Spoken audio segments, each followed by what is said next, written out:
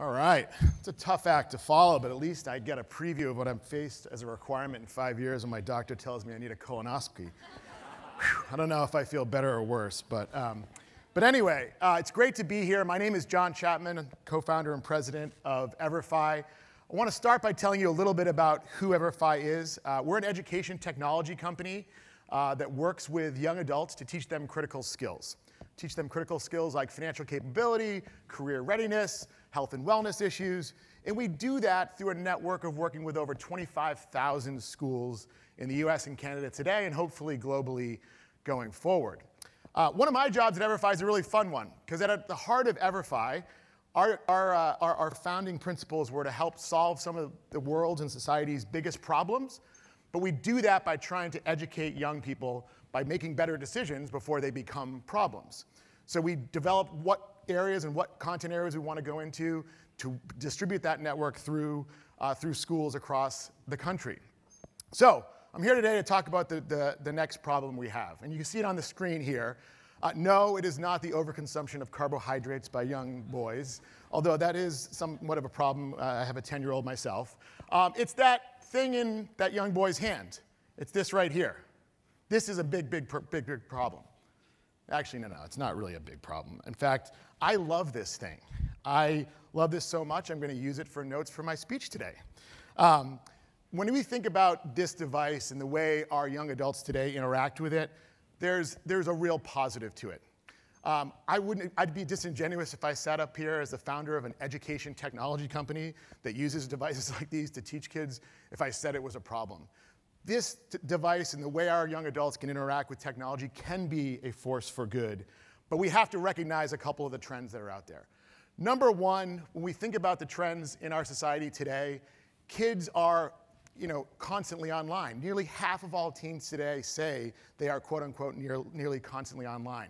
They use being online and interaction with devices to be more creative, to be more connected, to see a more diverse set of perspectives from all over the world. Yet they also have a flip side to that. There's soaring rates of depression amongst teens.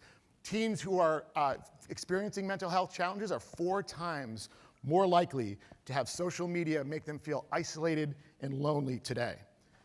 So the question becomes, how do we give them the know-how, the hard skills to be safe online, but how do we combine that with an understanding of the soft skills, the social emotional understanding of how they're interacting with technology online? At Everfi, we call that digital wellness, and that's what I want to talk to you about today. Digital wellness to us at Everfi and what I want to try to help you all explain today is something that encompasses all of the key elements of what students interact with technology today. There's privacy, there's screen time, there's respectful online communication. There's this thing called evaluating digital content, otherwise known as trying to discern the unfortunate phenomenon of fake news. There's also, of course, those serious mental health issues like social comparison and bullying that students face today. So while you think about a lot of the work that you're doing in the community with employees of yours and trying to impact that community, I encourage you to think about those teens, because those teens and how they're being digitally well online are your future employees. I talk to all sorts of business leaders all over the country, and we all want our future business leaders to have effective communication skills, to be healthy, to have all sorts of wellness. So what I want to talk to you about today around digital wellness is 2 main areas. I want to talk about mental health and some specific factors there, and I want to talk to you also about privacy.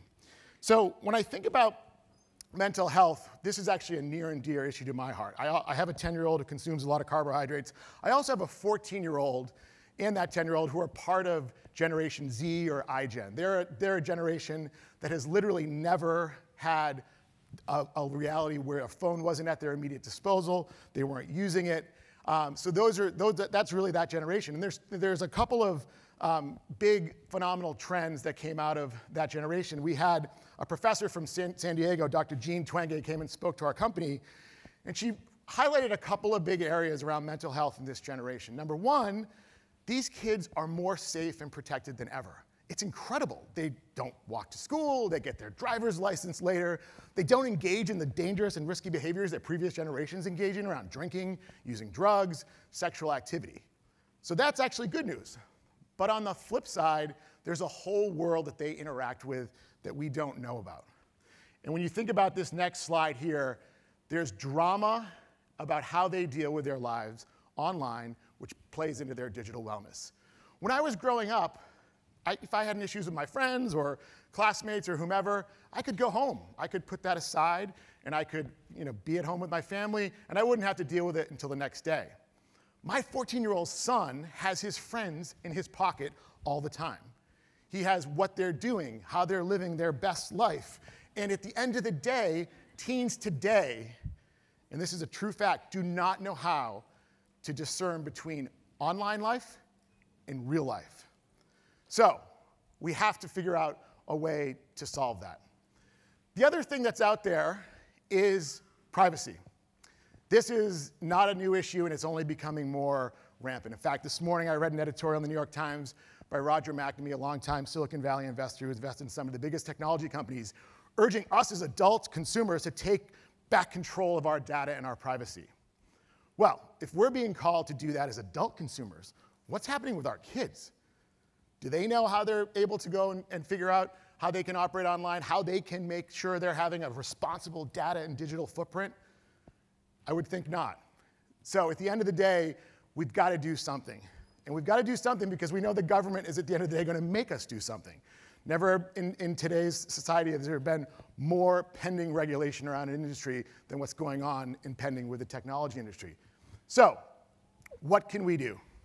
How do we do it at Everfi?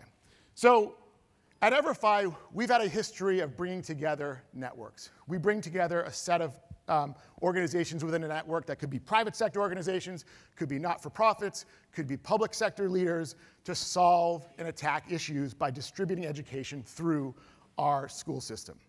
We've done that in financial capability, we've done that in health and wellness issues like prescription drug safety, and I'm here today and excited to announce that we are launching the Digital Wellness Network to attack the issue of digital wellness in our schools. As I said earlier, we want to attack big problems, but we want to do it in the classroom with students who are meeting them where they are, giving them the skills and understanding of how the wellness around your digital life combines with your mental health, wellness, and your social emotional understanding. So I wanted to finish by saying a little bit about, give you a sneak peek of what, it's not as cool of a demo as Sam's, but I want to give you a quick sneak peek around what this offering is going to look like this upcoming school year. As you can see here, I just gave a sample of a few of the different modules. This first module gets into connections and community, how they can, again, harness the idea of community and connections for good, not for bad. The second one, again, around safety and privacy. Again, giving them a set of tools to make better decisions around how they can be safe online, how they can protect their own digital footprint. And then lastly, we know they're going to use their screens. My kids use their screens, but we have to teach them a productive way of how to use them in a responsible way where they have an appropriate amount of screen time and an appropriate amount of offline time.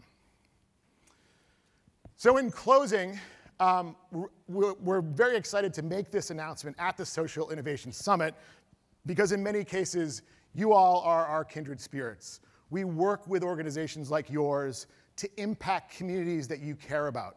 We partner alongside you. And so I encourage you to think about how you can participate in the new Digital Wellness Network. How can you bring this solution to communities you care about and schools that you care about? Because I can guarantee you, amongst the schools we operate in, they are going to be in the footprint of where you are today in the US and Canada and hopefully globally soon. So please come up and find me, strike up a conversation, find one of my colleagues, and we're excited to tell you more. And at the end of the day, truly have an impact on an issue that is very, very pressing in our society. So thank you very much.